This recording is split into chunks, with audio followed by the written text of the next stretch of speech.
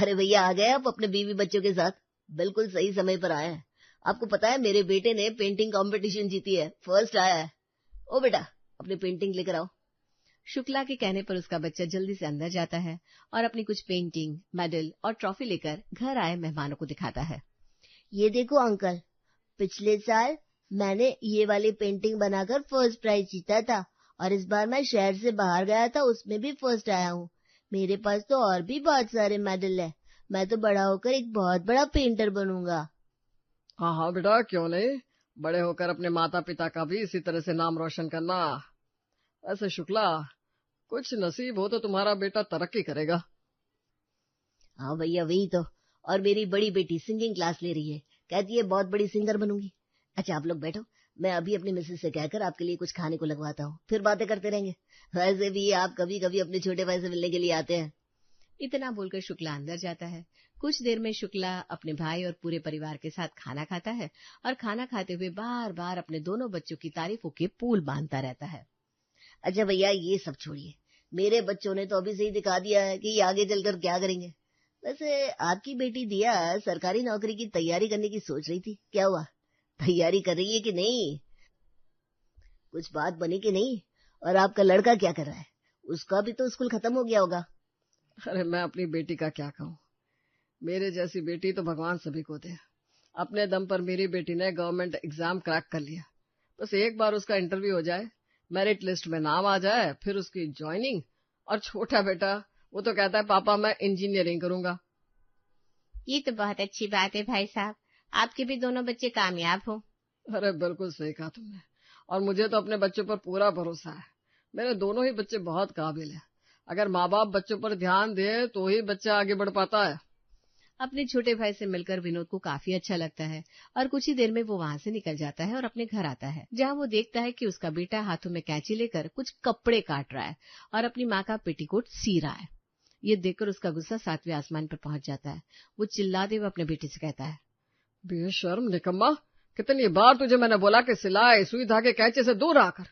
यहाँ तुझे पढ़ा लिखा कर मेरी इज्जत गिर गई और तू है कि चुपचाप पेटीकोट सिलने का शौक पाल कर बैठा है।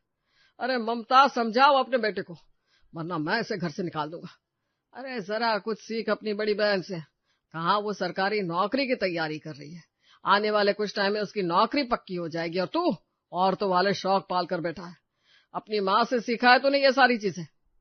पापा जरूरी नहीं कि सिलाई कढ़ाई बुनाई करना लड़कियों का ही काम हो।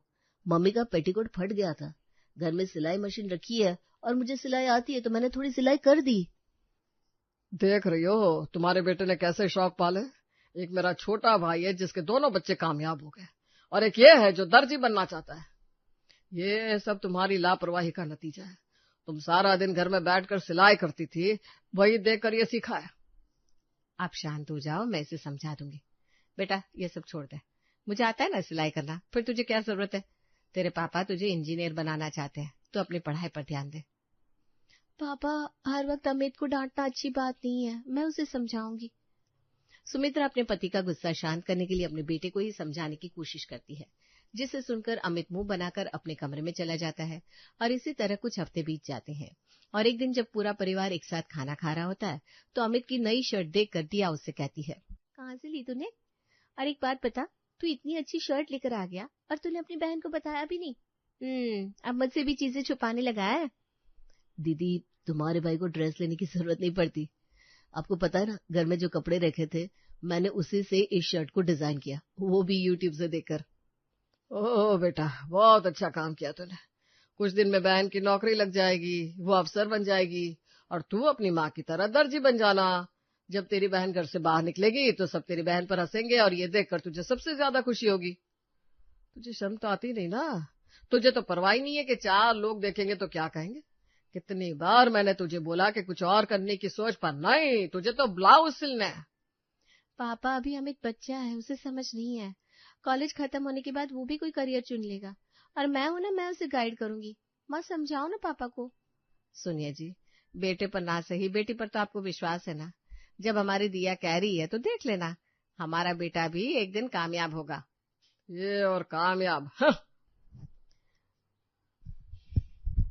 जब विनोद अपने बेटे पर खाते हुए भड़क रहा था तो दिया अपने भाई को बचाने की कोशिश करती है।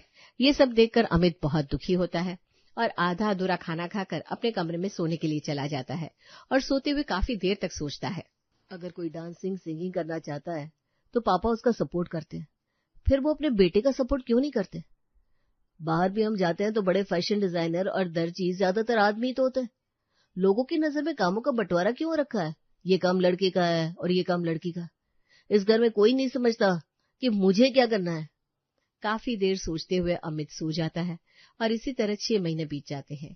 इन 6 महीनों में दिया की सरकारी नौकरी लग जाती है, जिस खुशी में विनोद अपने बेटे के साथ मोहल्ले वालों को मिठाई बांटता है। बधाई हो भाई साहब, बेटी की तो सरकारी नौकरी लग गई। बेटे को भी इंजीनियरिंग की पढ़ाई करवा रहे हो। बहुत जल्द बेटा भी तरक्की करेगा। हाँ बहन जी, सही कह रही हो आप। मुझे तो अपने दोनों बच्चों पर गर्व है। मुझे तो अपनी बेटी से ज्यादा अपने बेटे पर नाज है। हर चीज में इतना तेज है कि क्या ही बताऊं। देख लेना, कॉलेज खत्म होने से पहले ही मेरा बेटा कुछ बड़ा कर दिखाएगा। ये तो बहुत अच्छी बात है। पर भाई साहब, मेरी बात का बुरा मत मानना, पर एक दिन जब मैं आपके घर आई थी तो मैंने आपके बेटे को सिलाई करते देखा था। कहीं ऐसा तो नहीं कि आप उसे इंजीनियर बनाना चाहते हैं पर वो कुछ और ही बनना चाहता हो? अरे नहीं नहीं बहन जी, ऐसा बिल्कुल नहीं है। आप तो जानती हैं कि मेरी बीवी सिलाई करना जानती है। कभी कभी अपने बच्चों को बोल देती है मशीन चलाने के लिए, ताकि कभी वो घर में ना रहे और उनके कपड़े फट जाए तो परेशान ना होकर अपने कपड़े खुद सी सके। मेरी बीवी बेटा बेटी में फर्क नहीं करती। जब विनोद अपनी पड़ोसन को अपने बेटे की झूठी तारीफ कर रहा होता है तो ये देखकर अमित को काफी बुरा लगता है और कुछ ही देर में वो घर आता है, जहां वो अपनी माँ से कहता है, माँ, पापा मुझे समझते क्यों नहीं है? वो क्यों नहीं गर्व से कहते कि उनका बेटा डिजाइनर बनना चाहता है? मुझे सिलाई पसंद है। आराम से बोल बेटा, अगर तेरे पापा ने सुन लिया तो बहुत नाराज होंगे। अमित बार बार अपने काम और अपने पैशन के बारे में घर वालों को समझाने की कोशिश करता है, पर कोई उस पर ध्यान नहीं देता, जिससे वो अब ज्यादा परेशान रहने लगता है और एक दिन अपने दोस्तों से मिलता है और अपना दुख अपने दोस्तों से शेयर करता है। यार, तुम लोगों के पापा बहुत अच्छे हैं। तुम जो बनना चाहते हो उसमें तुम्हारे घर वाले तुम्हारा साथ देते हैं, पर मेरे घर में मुझे कोई समझता ही नहीं। यार, तू दुखी क्यों होता है? अगर तुझे अपने काम से प्यार है तो तू अपने काम को पूछ, दुनिया से लड़ जा और जो करना है वो कर। हार मत मान। देखना, एक दिन तेरे घर वाले तेरे सामने झुकेंगे और तेरे पिता को भी तुझ पर गर्व होगा, जिसके बाद वो पड़ोसी से तेरी झूठी तारीफ नहीं बल्कि गर्व से सीना ठोक कर कह सकेंगे, उनका बेटा सिलाई जानता है और एक डिजाइनर है। बस तुझे अपने काम से इसी तरह प्यार करना है। कोई कुछ भी बोले, अपना पैशन खत्म मत होने देना। सही बोल रहे हो तुम। जब इंसान कुछ बदलने की कोशिश करता है तो कई सारी रुकावटें आती है, पर मैं नहीं रुकूंगा। और मेरे दोस्त, अगर यही जज्बा रहा तो एक दिन दुनिया तेरे सामने झुकेगी। अपने दोस्तों से बात करके अमित को काफी अच्छा लगता है और इसी तरह कुछ दिन बीत जाते हैं और अमित अपने घर वालों के साथ कम से कम रहता। ज्यादातर वो अकेले कमरे में खुद को बंद करके अपनी स्किल पर ध्यान देता है। सिलाई फोन से यूट्यूब पर सारी वीडियो देख ली। अब मुझे नया कुछ करना है। अब लगता है मुझे कोई बड़ा कदम उठाना होगा। अमित खुद से और फोन की मदद से काफी कुछ काटना और सिलना सीख जाता है। उसके बाद वो एक नई तरकीब निकालता है और ट्यूशन ना जाकर उन पैसों से एक कोचिंग सेंटर जाता है, जहां वो सिलाई का काम सीखता है। मैं आज तुम लोगों को नए तरीके से लहंगे की कटिंग सिखा रही हूँ। इस लहंगे की सबसे ज्यादा डिमांड होती है क्योंकि घेर ज्यादा होता है और कमर पर बेल्ट लगी होती है, तो इसकी कटिंग हमें सीधी नहीं, थोड़ी टेढ़ी काटनी है। हाँ मैडम, मैं समझ गया। कोचिंग में जो कुछ सिखाया जाता अमित सबसे पहले उस चीज को सीख जाता, जिस वजह से कोचिंग में उसका नाम हो जाता है और अमित काफी खुश होता है, पर अपने घर वालों से दूर ही रहता। इसी तरह कुछ महीने बीत जाते हैं और घर वालों को भनक पड़े बिना अमित काफी हद तक सिलाई और डिजाइनिंग सीख जाता है। एक दिन विनोद अपनी बेटी के लिए लड़का देखता है। सोनिया जी, हमें तो लड़का पसंद है, दिया को भी पसंद है, तो बात आगे बढ़ाते हैं। हाँ सुमित्रा, मैंने लड़के वालों से बात कर ली है। अगले हफ्ते वो हमारी दिया को देखने के लिए आएंगे। बेटी की शादी की बात सुनकर सुमित्रा बहुत खुश होती है। साथ ही अमित भी चाहकर भी अपनी बहन को सच नहीं बता पाता। बहुत जल्द उसकी बहन का रिश्ता एक अच्छे घर में लग जाता है और शादी की डेट भी तय हो जाती है। मैं तो आज बहुत खुश हूँ। अगले ही महीने मेरी बेटी की शादी की डेट तय हो गई। मुझे बहुत सारा काम करना है। सुनिए जी, कुछ पैसे दे दीजिए, अभी से ही शॉपिंग करनी शुरू करनी पड़ेगी। शादी को अब ज्यादा समय नहीं रहा। हाँ भाग्यवान, ले लेना पैसा, पर अपने बेटे पर भी थोड़ा ध्यान दो। कहीं ऐसा ना हो कि 4 लोगों के सामने सिलाई बुनाई करने बैठ जाए और मेरी नाक ही कटवा दे। खुशी के माहौल में विनोद की ये बात सुनकर सभी उदास हो जाते हैं। समय गुजरता है और एक दिन अमित बिना अपना सामान और रूम ठीक किए घर से बाहर कुछ सामान लेने के लिए जाता है और जब उसके कमरे में दिया आती है तो वो अपने भाई के कमरे में डिजाइनर कपड़े, इंची टेप, सिलाई मशीन जैसी और भी बहुत सारी चीजें देखकर हैरान हो जाती है। तभी वहां अमित आता है जो अपनी बहन को देखकर घबरा जाता है। अरे दीदी, तुम मेरे कमरे में? दीदी प्लीज पापा को कुछ मत बताना। अमित, तो इसलिए अपने कमरे में रहता था ताकि तू जो बनना चाहता है उस पर ध्यान दे सके, और घर वालों से झूठ बोला कि अब तू इंजीनियरिंग की पढ़ाई पर ध्यान दे रहा है। अगर पापा को पता चल गया तो? दीदी पापा को कुछ पता नहीं चलेगा, मैंने सब सोच लिया है। मैंने कुछ फॉर्म भरे हैं और टेस्ट दिया है। अगर मैं पास हो गया तो मैं मुंबई जाऊंगा और बड़ी कंपनी के लिए काम करूंगा और पापा से झूठ कह दूंगा कि मैं इंजीनियरिंग की पढ़ाई के लिए जा रहा हूँ। पापा को शक नहीं होगा और मेरा सपना भी पूरा हो जाएगा। आप तो मेरी दीदी हो, आप तो समझो। अपने भाई का पैशन और अपने सपनों को पूरा करने के लिए वो जज्बात देखकर दिया को काफी अच्छा लगता है। ठीक है, किसी को नहीं बताऊंगी, पर मेरी एक शर्त है, मेरी शादी का लहंगा मेरा भाई डिजाइन करेगा। मैं चाहती हूँ कि अपने भाई की पहली ड्रेस मैं ही पहनूं। दीदी अभी तुम्हारा भाई बहुत बड़ा डिजाइनर नहीं बना, अगर मुझसे कुछ गलती हो गई तो? और वैसे भी तुम्हारी शादी का लहंगा माँ और पापा अपनी पसंद से लेकर आने वाले हैं। अगर तुम मेरा बना हुआ लहंगा पहनोगी तो सबको पता चल जाएगा। अब तेरी दीदी तेरे साथ है, तुझे डरने की जरूरत नहीं है। ये एक अच्छा मौका है मेरे भाई, तुझे अपना टैलेंट सबको दिखाना होगा। और देखना तू, जब 10 लोग तेरी तारीफ करेंगे और काम तेरे पास खुद चल कर आएगा तो पापा की भी सोच बदलेगी। और अगर तुझसे खराब भी हो गया लहंगा तो मेरे पास बैकअप तो है, मैं पापा का लाया हुआ लहंगा पहन लूंगी। दिया की बात सुनकर अमित को काफी अच्छा लगता है और वो अपनी बहन के लिए स्पेशल लहंगा बनाने में लग जाता है। अगले ही दिन वो मार्केट जाता है और मार्केट से लहंगा बनाने के लिए कुछ सामान, कपड़े लेकर आता है और कोचिंग में जाकर सिलाई का काम करता है। तो वहीं घर जाकर कमरे में खुद को बंद करके उस लहंगे पर डिजाइन का काम करता है। देखते ही देखते 1 महीना बीत जाता है और शादी का दिन आ जाता है। और उस दिन जब दिया शादी का लहंगा पहनती है तो उसके पिता उसका लहंगा देखकर कहते हैं, दिया, लहंगा तो बहुत सुंदर है, तूने कब लिया ये वो लहंगा तो नहीं है जो हमने तुझे दिलाया था? हाँ पापा, ये दूसरा लहंगा है और शादी के बाद मैं आपको बता दूंगी ये लहंगा मैंने कब और कहाँ से लिया है। अरे मेरी बेटी ने चाहे कोई सा भी लहंगा पहना हो, वो तैयार हो गई ना, सब मंडप पर उसका इंतजार कर रहे हैं। अब बाप बेटी बाकी बातें बाद में कर लेना, चलो जल्दी। सुमित्रा अपनी बेटी को मंडप पर ले जाती है और जब सभी दिया का लहंगा देखते हैं तो आपस में बात करते हैं। क्योंकि दिया की गवर्नमेंट जॉब थी इसलिए काफी बड़े बड़े लोग भी शादी में आते हैं जो दिया की वीडियो बनाते हैं और उसे अपने सोशल मीडिया पर डाल देते हैं, जिस वजह से एक ही रात में दिया का लहंगा मशहूर हो जाता है। और 2 दिन बाद दिया पग फेरे की रस्म के लिए घर आती है और जब अपने भाई से बात कर रही होती तो सारी बातें विनोद सुन लेता है और भड़कते हुए अपने दोनों बच्चों से कहता है, दिया तू तो मेरी काबिल बेटी थी, तूने भी अपने बाप को धोखा दिया। अगर मुझे पता होता वो लहंगा इस भाई ने बनाया है तो मैं तुझे कभी पहनने ही नहीं देता।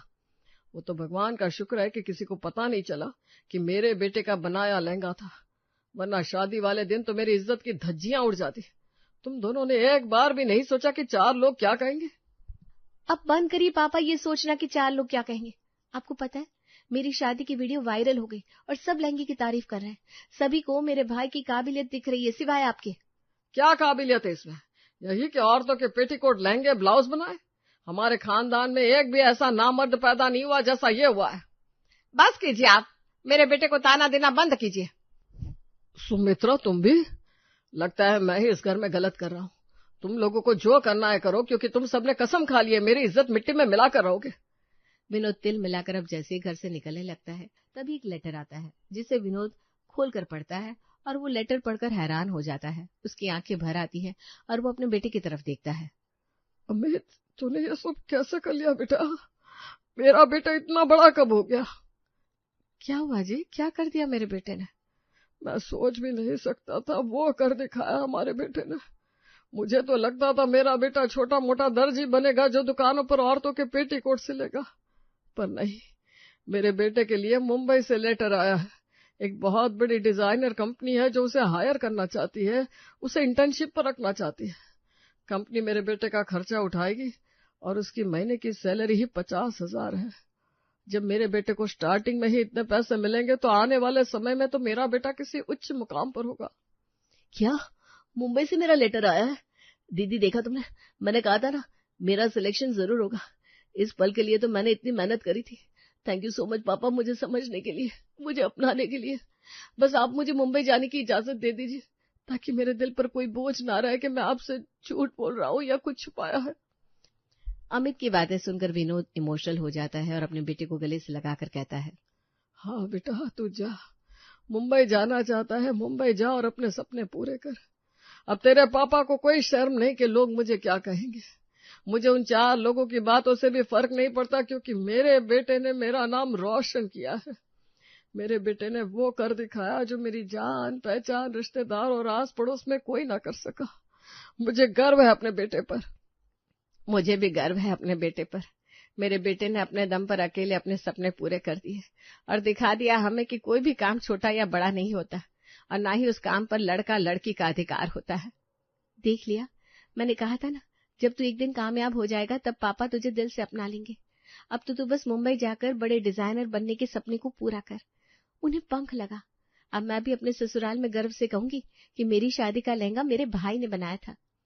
पूरा परिवार अमित की तरक्की देखकर काफी खुश होता है और 1 हफ्ते बाद अमित मुंबई जाता है और अपना इंटर्नशिप लेता है और कुछ ही सालों में एक बहुत बड़ा फैशन डिजाइनर बन जाता है। और बड़े बड़े लोग विनोद के घर आकर अमित से अपॉइंटमेंट लेते, मीटिंग रखते और उसके हाथों से ड्रेस बनवाने की रिक्वेस्ट करते।